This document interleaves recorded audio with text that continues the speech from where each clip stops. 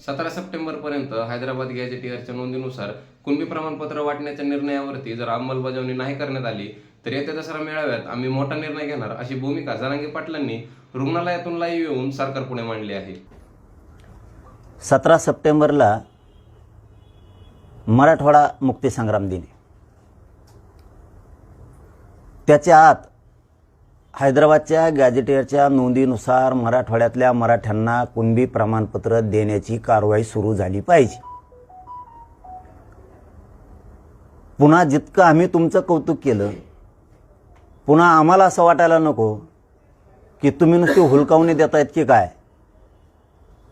JR काढलाय, अंमलबजावणी तात्काळ करून किमान आम्हाला आशा आहे की उद्याच्या येत्या मंगळवारी बुधवारी कॅबिनेट आहे.